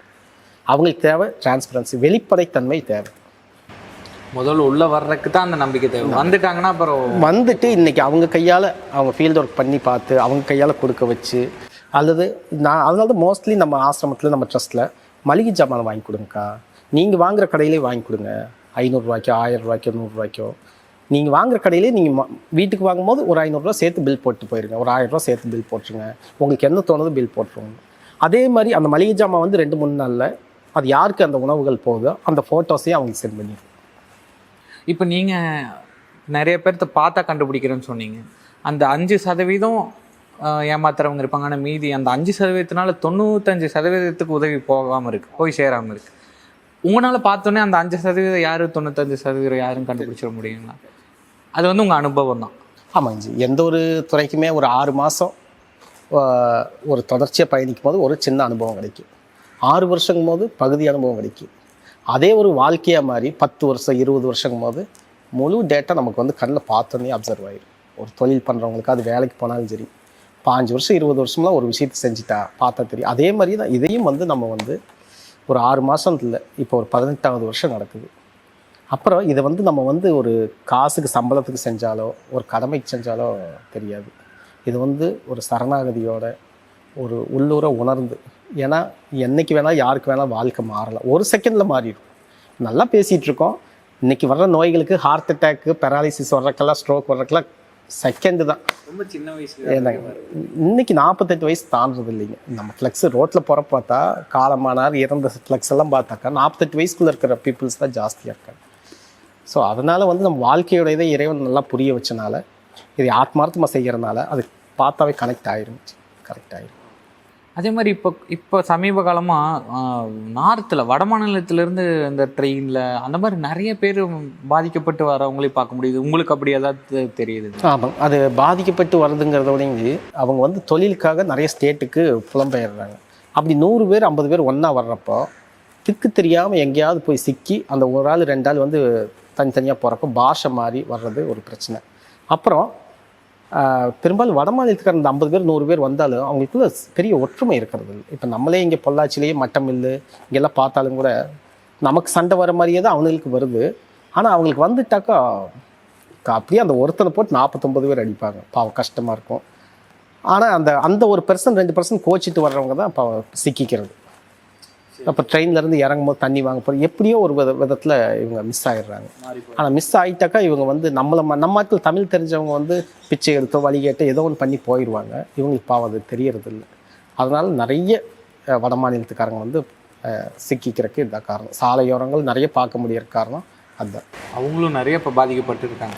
ஆமாம் நிறைய பேர் பார்க்க முடியும். இந்த 400 பேர்த்தில் கிட்டத்தட்ட 30-40 பேருக்கு அவங்க ஆட்கள் அந்த மாதிரி இருக்கவங்களுக்கு நம்ம உணவு கொடுத்துட்ருக்கோம். ஓகே. குழந்தைகள், நீங்கள் நிறைய குழந்தைகள் ஸ்கூலில் நிறைய பேசுகிறீங்க, நிறைய குழந்தைகளுக்கு காம்படிஷன் நடத்துகிறீங்க, நிறைய இடத்துல ஸ்பீச் கொடுக்குறீங்க. அதே மாதிரி மலைவாழ் மக்கள் அவங்க குழந்தைகளுக்கும் நிறைய பண்ணுறீங்க. அது ஏன் கல்வி எவ்வளோ முக்கியம்னு நீங்கள் நினைக்கிறீங்க? கல்வினாக்கா அந்த கல்வி தான் ஒரு மனுஷனை அடுத்த கட்டத்துக்கு நகர்த்துறது. அப்புறம் அவன் நகர்றதும் இல்லாமல் அவன் குடும்பம், அவனை சார்ந்த சமுதாயம், அந்த கிராமம், அவனை சார்ந்த பீப்புள் எல்லாருமே க்ரோத் ஆகணுன்னாக்கா ஒருத்தன் தெளிஞ்சவன் இருந்தால் போதும். அதனால தான் நம்ம குட்கிராமங்களில் மலைவாழ் மக்களில் சக கிராமங்களில் மிடில் கிளாஸ் பீப்புள் கீழே இருக்க குழந்தைகளுக்கு ஃபோக்கஸ் பண்ணுறது. அப்புறம் நம்ம படிப்பு மட்டுமல்ல, நாம் ஒரு 10 நேஷ்னல் பிளேயர்களே உருவாக்கியிருக்கோம். இப்போ பார்த்தீங்கன்னாக்கா நம்ம அத்லெட்டிக்கில் இந்தியா டீமில் சேர்ற அளவுக்கு திவ்யான்னு ஒரு பொண்ணை தயார் பண்ணிகிட்ருக்கோம். புனேவில் அத்லெட்டிக். அப்புறம் தற்காப்பு கலை கூடோ ஜூடோவில் ஒரு 7 ஸ்டூடெண்ட்டு, பரதநாட்டியத்தில் கல்ச்சுரல் இதில் ஒரு 2 குட்கிராம குழந்தைகளை தயார் பண்ணிகிட்ருக்கோம். இவங்க எல்லாமே இப்போ அங்கங்கே அரங்கேற்றம் பண்ணி நடந்துகிட்ருக்கு. நிறைய மராத்தானில் கலந்துட்டுருக்காங்க, போட்டிகளில் கலந்துட்டு இப்போ நேற்று சென்னையில் நடந்த போட்டியில் கோல்டு மெடல் வாங்கியிருக்கு அந்த திவ்யா. இப்போ நம்ம அடுத்து மும்பை போகுது. இப்படி பார்த்தீங்கன்னாக்கா அது இன்னும் 2 மாதத்தில் அந்த அத்லெட்டிக் போட்டியில் இந்திய அளவில் நடக்கிறதுல அந்த பொண்ணு கலந்துக்குது. ஸோ இந்த மாதிரி நம்ம தனித்திறமையில் இருக்கிற குழந்தைகளுக்கு ஃபோக்கஸ் பண்ணி அவங்க அடுத்த கட்டத்துக்கு நகர்றதுக்கு நம்ம இதாக பண்ணிகிட்ருக்கோம். அதே மாதிரி மரங்களை பற்றி கேட்கணும்னு நினச்சேன். நிறைய மரங்கள் நட்டுட்டு இருந்தீங்க, எங்கெங்கே பண்ணியிருக்கீங்க? மரங்கள் வந்து எதனால் பண்ணுறீங்க? காடுகள் இன்னும் அதிகம் பண்ணணுன்னு என்ன நோக்கத்தினால மரங்கள் அதிகமாக பண்ணுறீங்க? நம்ம மரங்கள் இப்போ நம்ம கேம்பஸ்லேயே பார்த்தீங்கன்னா, நான் உணவு கொடுக்குற சேவை பெருசாக வெளியே தெரிஞ்சாலும், நான் இந்த கேம்பஸ்குள்ளே வந்துட்டாலோ அல்லது எந்நேரம் வந்தாலும் சரி அல்லது அதிகாலையில் எந்திரிச்சாலும் இங்கே இருக்கிற ஒரு 100-200 செடிக்கு என் கையால் கொண்டு போய் நான் தண்ணி ஊற்றிட்டு தான் நான் வந்து அடுத்த வேலையை ஸ்டார்ட் பண்ணுவேன். ஏன்னா எல்லா ஜீவனும் ஓர் அறிவுலேருந்து 6 அறிவு வரைக்கும் எல்லா ஜீவனுக்கும் உணவு பிரதானம்னாக்கா, இப்போ செடிக்கு எது உணவு? நீர் தான். அந்த மரம் வளர்ந்துருச்சுன்னா பாக்கி எல்லா உயிருக்கும் ஆக்சிஜன் தேவை. ஆக்சிஜன் நமக்கு கிடைக்கக்கூடிய ஒரே உயிரினா நமக்கு செடி கொடி மரங்கள் தான். ஸோ அதை ஒன்றை மட்டும் நம்ம தீர்க்கமாக எல்லோரும் சேர்ந்து செஞ்சோம்னா இந்த பிரபஞ்சத்தில் எல்லோரும் உயிர் வாழ்ந்துடலாம். அதனால் மரத்தை ஃபோக்கஸ் பண்ணதுக்கு காரணம் அதுதாங்க. மரம் ஒன்றை வந்து வளர்த்திட்டோம்னா, அதாவது அதை பராமரிச்சிட்டோம்னாக்கா, அதுக்குண்டான ஃபோக்கஸ் பண்ணிட்டோம்னா எல்லா ஜீவனுக்கும் அந்த ஆக்சிஜனுங்கிற ஒரு விஷயம் கிடச்சிடும். ஆக்சிஜன் தான் உணவு தானே. அதே மாதிரி இது இன்னொன்று கேட்கணுன்னு என்னென்னு பார்த்தீங்கன்னா, இப்போ கவர்மெண்ட் வந்து கண்டிப்பாக நிறைய பக்கம் நிறைய பண்ணிகிட்டு இருக்காங்க. கவர்மெண்ட் வந்து நம்மளுக்கு இன்னும் சில இனிஷியேட்டிவ் பண்ணி இந்த மாதிரி சப்போர்ட் எனக்கு தேவைன்னு உங்கள் பக்கம் இருந்து சில கருத்துக்கள் போனால் அவங்களுக்கு புரிதல் வரும். ஓ, இவங்க இந்த மாதிரி எதிர்பார்க்குறாங்க. ஸோ என்னென்ன பண்ணுனா இன்னும் நிறைய மக்கள் வந்து பயனடைவாங்க? என்னை பொறுத்த காமராஜர் இருந்த காலத்தில் இதே உணவு கொடுக்குற சேவையை அவர் வந்து வேறு மூலியமாக பண்ணார். எப்படின்னாக்கா, ஒவ்வொரு கிராமத்துலேயும் பால்வாடி ஸ்கூலில் உணவு கொடுத்தாங்க. அப்பயே 10 சாப்பாடு எச்சா செய்ய சொல்லியிருப்பாருங்களாமா. எதுக்குன்னாக்கா, அங்கே ஒரு 10 பெரியவங்க, குழந்தை இல்லாத பெரியவங்க அல்லது குழந்தை கைவிட்ட பெரியவங்க, நோய்வாய்ப்பட்ட பெரியவங்களுக்கு கொடுத்துருங்கன்ட்டு. அதுதான் இப்போ மாதிரி ஆதரவற்றோர் பணமாக அது 500 ஆச்சு, 1000 ஆச்சு, இன்றைக்கி 1500 2000 ஆதரவற்றோர் பணம்னு அரசாங்கம் கொடுத்துட்ருக்கு. ஸோ அந்த பணத்துக்கு பதிலாக அவங்களுக்கு உணவே திரும்பி போச்சுனாக்கா இந்த சிக்கல் வராது. இன்னொன்று, இவங்க வந்து அடுத்த நகரத்தில் கையேந்திர நிலைமை வராது. ஏன்னா இவங்க என்ன தான் பிச்சை எடுத்து கையில் காசு வச்சுருந்தாலும் எந்த கடையிலையும் உட்காந்து சாப்பிட்றதுக்கு இவங்களுக்கு அனுமதி கிடையாது. நம்ம நிறைய ஹோட்டல்லே ஆகட்டலாம், பேக்கரியில் ஆகட்டலாம், எங்கேயுமே இவங்க வந்து உட்காந்து ஒரு பிச்சைக்காரர் வந்து டேபிளில் உட்காந்து சாப்பிட்றாரு, ஒரு பேக்கரிக்குள்ளே உட்காந்து டீ குடிக்கிறாருன்னு நம்ம பார்த்துருக்கவே மாட்டோம். ஸோ இவங்களுக்கு அங்கே பேக்கரி ஹோட்டல்லையே அந்த ₹1 ₹2 சில்லற காசு தான் எடுத்து போடுவாங்க. அதனால் என்னுடைய ஒரு சின்ன ஆலோசனை என்னென்னா, அதே மாதிரி ஒவ்வொரு கிராமத்துலேயும் கவர்மெண்ட் ஸ்கூல் இருக்குது, குழந்தைகளுக்கு உணவு திட்டம் இருக்குது. அதுலேயே ஒரு 10-20 சாப்பாடு சேர்த்து செஞ்சாக்கா அந்த கிராமத்தில் உள்ள பெரியவங்களும் அங்கே போய் சாப்பிட்டுக்கலாம், அல்லது ஒரு பாத்திரம் வாங்கிட்டு கொண்டு போய்க்கலாம். ஸோ அந்த உணவுக்காக கையேந்திர பெரியவங்க. இதில் இன்னொரு விஷயம் இருக்குது, சாலையோரங்களில் பிச்சை எடுக்கிறவங்களே இதன் மூலிமா நம்ம வந்து பிரேக் பண்ண முடியும், தடுக்க முடியும். ஒருத்தனுக்கு அதே இடத்துல ஒரு வேளை உணவு கிடச்சிருந்தாக்கா அவன் பெருசாக அடுத்த இடத்துக்கு பயணிக்க மாட்டான். இருக்கிற வரைக்கும் அந்த ஒரு நேரம் உணவாவது சாப்பிட்டுட்டு உயிர் வாழ்ந்துடலாம். அந்த வயசான பெரியவங்களுக்கு இது ஒரு தீர்வாக நம்ம யோசிச்சிருக்கோம். இனி அரசாங்கத்தோட நல்ல முடிவு தான் இருக்குது. உங்களுக்குன்னு ஒரு கனவு இருக்குது, நமக்கப்புறம் நம்ம இந்த ட்ரஸ்ட்டு வந்து எப்படி இருக்கணும், நம்ம காலத்தில் நம்ம இருக்கிற வரைக்கும் எத்தனை பேர்த்த கொண்டு போய் சேர்த்தணும், எப்படி இயங்கணும்னு உங்களுக்குன்னு ஒரு கனவு இருக்கும். அந்த கனவு என்ன? என்னுடைய கனவு, நான் இப்போ எப்படி நம்ம அரசாங்கம் வந்து இதை செஞ்சால் நல்லா இருக்குன்றது அதே கனவு தான். ஒவ்வொரு கிராமத்துலேயுமே அந்த பெரியவங்க, அந்த சாப்பாடே இல்லாதவங்க இருக்கக்கூடாது. அதாவது மீன்ஸ் நான் சொல்கிறது, அந்த ஜீவனுக்கு ஒரு வேளை உணவாவது போகணும். ஒரு பழைய சோறு, ஒரு ஒயிட் ரைஸ்னாவது ஒன்று போகணும். ஏதோ ஒன்று, ஒரு வேளை ஆகாரம் போகணும். அது உயிர் எடுத்து வந்தாச்சு, அது உயிர் உணவு இல்லாமல் போகக்கூடாது. ஸோ என்னோடது நம்ம தமிழ்நாடு முழுக்க, இந்தியா முழுக்க, உலகம் முழுக்க போகணும்.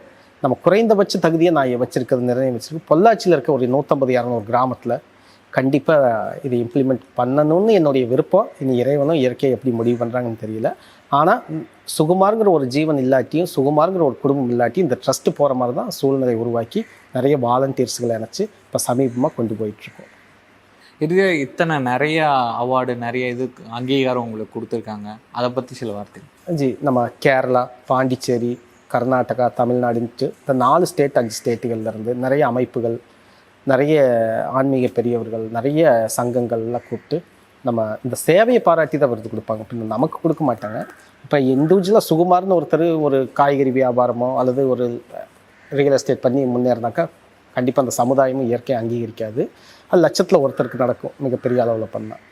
சமுதாயத்துக்காக, இயற்கைக்காக ஒரு ஃபீல்டு ஒர்க் பண்ணும்போது, அது சரணாகதியோடு பண்ணும்போது, அது வெளிப்படைத்தன்மையோடு பண்ணும்போது எல்லாத்துக்குமே பிடிக்குது. ப்ளஸ் அவங்க இது ஒரு ஆச்சரியமாகவும் அதிசயமாகவும் பார்க்குறாங்க. அதனால் இந்த சேவை வந்து தொடர்ச்சியாக நீங்கள் கேட்ட மாதிரி தான், ஒரு நாள் 2 நாள் இல்லை, 18 வருஷம் தொடர்ச்சியாக எப்படி இது சாத்தியம்? அது ஒரு சேவை இல்லை, மல்டியாக எல்லாமே. அதனால் அதுக்கு அங்கீகாரம் கொடுக்குற விதமாக ஒவ்வொரு அமைப்புகளும் கொடுக்குறது தான் ஜி. இது வரைக்கும் 100க்கும் மேற்பட்ட விருதுகள் கொடுத்துருக்காங்க, டாக்டரேட் கொடுத்துருக்காங்க, இதெல்லாம். ஸோ இந்த சேவையை அங்கீகரித்து கிடைச்ச ஒரு அங்கீகாரம். ஆனால் நிறைய பேருக்கு இப்போது கொடுக்கணும்னு ஆசை இருக்கும், எண்ணம் இருக்கும். ஆனால் பணமாக மட்டும்தான் கொடுக்கணும் அப்படின்னு நிறைய பேர் நினச்சிட்டு இருப்பாங்க. வேறு பொருளாகவும் கொடுக்கலாம், வேறு மாதிரி உதவிகள் செய்யலாங்கிறது நிறைய பேருக்கு தெரியாது. என்ன மாதிரியெல்லாம் உதவிகள் கொடுக்கலாம் ஜி? இப்போ பொதுவாக எல்லா ட்ரஸ்ட்டும் பார்த்தீங்கன்னாக்கா நன்கொடை, டொனேஷன் இப்படின்ட்டு இருப்பாங்க. சில ட்ரஸ்ட்டுக்கு மளிகை பொருள் ஏதோ ஒன்று வாங்கி கொடுப்பாங்க. நாம் என்ன பண்ணியிருக்கோம்னா, நம்ம யூஸ் பண்ண எந்த பொருளாக இருந்தாலும் சரி, அது வந்து துணிகளாக இருக்கலாம், பாத்திரங்களாக இருக்கலாம், சின்ன பொருள் ஒரு டம்ளராக இருக்கலாம், தட்டு, பிளாஸ்டிக் டப்புக, அல்லது வீட்டில் இருக்க chair, table, electrical goods, electronics item, laptop, இப்படி எது கொடுத்தாலும் நம்ம வந்து முடியாதவங்க இல்லாதவங்களுக்கு கொண்டு போய் சேர்த்திடுறோம். அப்புறம் எதுக்குமே பயன்படாத ஒரு பொருள் தேய்மானம் அடைஞ்சு உடஞ்சிருச்சுனாலும் மாதத்துக்கு ஒருக்கா அதுலேருந்து எவ்வளோ கலெக்ட் ஆகுதோ அந்த பொருள் ஒரு 1000 ரூபா 2000 ரூபாய்க்கு பழைய கடையில் போட்டு அதையும் மளிகை ஜாமான் வாங்கி திரும்பி அன்னதானத்துக்கு யூஸ் பண்ணிடுறோம். அப்புறம் இப்போ நம்ம வீடுகளில் பார்த்திங்கன்னா செருப்பு அப்படிங்கிறது நமக்கு சாதாரணமாக இருக்குது. ஒவ்வொரு வீட்லேயும் 2 செட்டு 3 செட்டு நல்லா வாங்கிட்டு யூஸ் பண்ணாமே வச்சுருப்போம், அல்லது யூஸ் பண்ணிவிட்டு பகுதி யூசேஜில் வச்சுருப்போம். அந்த செருப்பு கொடுத்தாலும் கூட நம்ம குக்கிராமங்களில் இருக்க பெரியவங்க, வயசானவங்க, மலைவாழ் மக்களுங்க அவங்களுக்கு கொண்டு போய் சேர்த்திடுறோம். இப்படி எந்த பொருளை கொடுத்தாலும் சரி, அது பணமாக கொடுத்தாலும் சரி, மளிகை பொருள், காய்கறி, ஒரு 100 ரூபாய்க்கு 500 ரூபாய்க்கு பழைய பாத்திரங்கள், பிளாஸ்டிக் டப்புக, சேரு, டேபிள் எது கொடுத்தாலும் நம்ம இருந்த இடத்துலேருந்து ஃபோன் பண்ணி சொல்லிட்டா போதும், நாம் அதை ஏதாவது ஒரு வகையில் எடுத்து நம்ம கொடுத்துடலாம். இப்போ சென்னையில் இருக்கவங்களாம், சென்னை பெங்களூரில் இருந்தெல்லாம் நமக்கு ட்ராவல்ஸில் போட்டு விட்ருவாங்க. 100 ரூபா 200 ரூபாயில் துணி இங்கே வந்து சேர்ந்துடும், பொருள் பாத்திரங்கள் வந்து சேர்ந்துடும். அதை நாம் முடியாதவங்களுக்கு இல்லாதவங்களுக்கு நம்ம கொடுத்துடலாம். ஸோ நம்ம பிறந்த நாள், திருமண நாள், அப்பா அம்மா நினைவு நாள், ஒரு விசேஷ தினம் வருது, அமாவாசை, பௌர்ணமி, இந்த மாதிரி எந்த விசேஷ தினம் வந்தாலும் எளிமையான முறையில் ஒரு 100 ரூபா 500 ரூபா 1000 ரூபா கொடுத்து பங்கெடுத்துக்கலாம், மளிகை பொருள் வாங்கி கொடுத்து பங்கெடுத்துக்கலாம். இன்னும் போய் பருவகால உதவிகள்னு வச்சுருக்கோம். இப்போ பார்த்தீங்கன்னாக்கா மார்கழி, தை, இந்த மாதிரி கார்த்திகை மாதம்லாம் குளிர் அடிக்கும், ஒரு போர்வை வாங்கி கொடுங்கன்னு நம்ம கேட்குறோம். ஒரு போர்வை ஒரு 200 ரூபா 250 ரூபாய்க்கு ஒரு பெட்ஷீட் வாங்கி கொடுங்க போதும். இப்படி 200 பேர் சேர்ந்தாங்கனாக்கா இந்த 200 ஜீவனுக்கு ஒரு வருஷத்துக்கு உண்டான போர்வை நமக்கு கிடச்சிடும். ஸோ இந்த மாதிரியும் கூட பருவகால உதவிகள், கடுமையாக வெயில் அடிக்குது, ஒரு செப்பல் வாங்கி தரலாம்.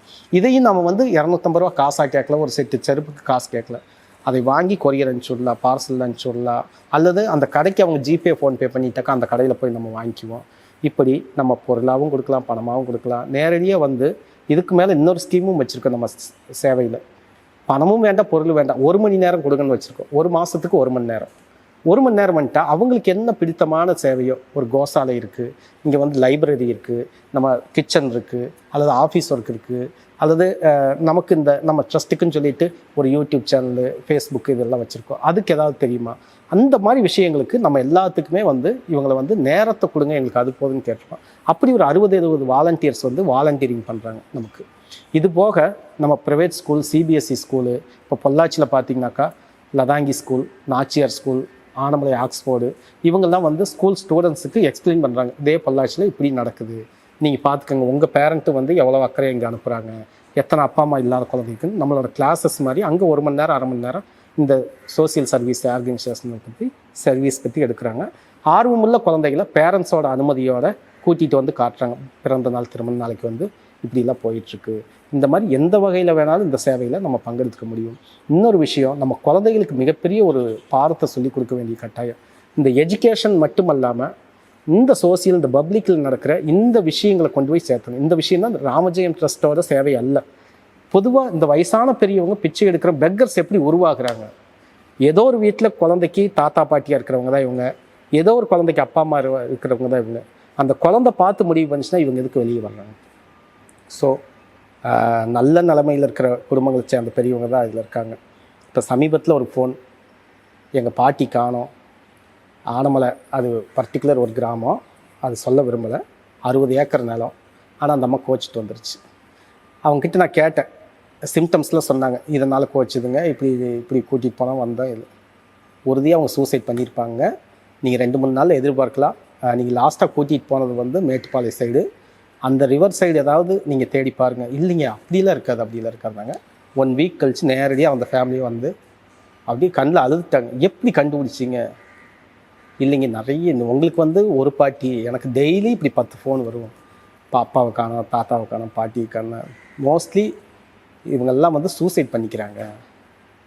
அதுதான், அதை வச்சு தான் நான் சொன்னேன். இன்னும் இது ஒன்றும் வித்தையெல்லாம் இல்லை.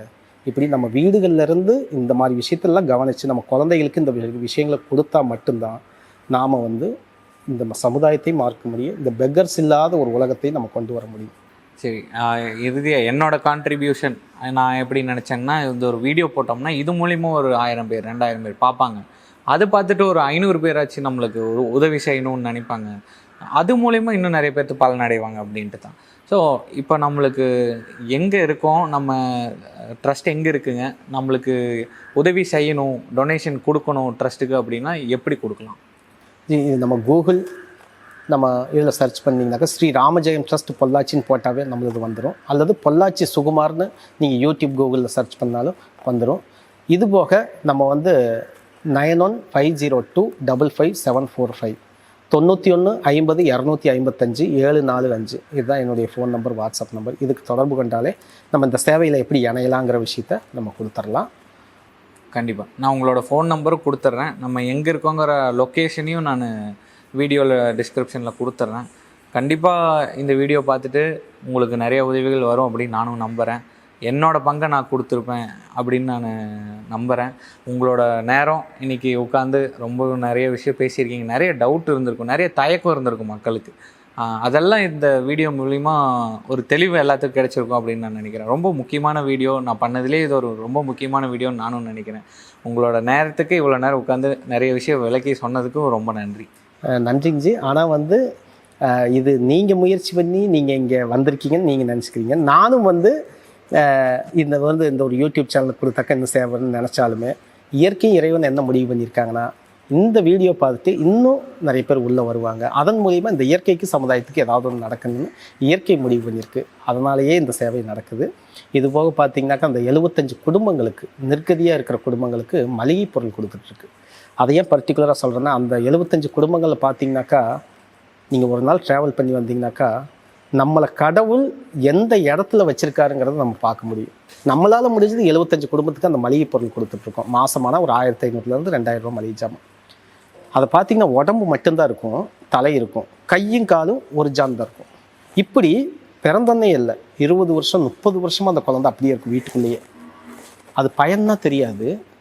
பிள்ளைன்னா அது 13-14 வயசில் அது ஏஜ் அட்டன் ஆகிடும். அந்த பீரியட்ஸ் டைமில் அந்த பேரண்ட்ஸ் படுற கஷ்டம் அளவுகள். அப்புறம் இப்படி ஒரு குழந்தை வீட்டுக்குள்ளே வச்சுட்டு அந்த கணவனும் போய் வெளியில் வேலை செய்ய முடியாது, மைண்ட் தாட்டு.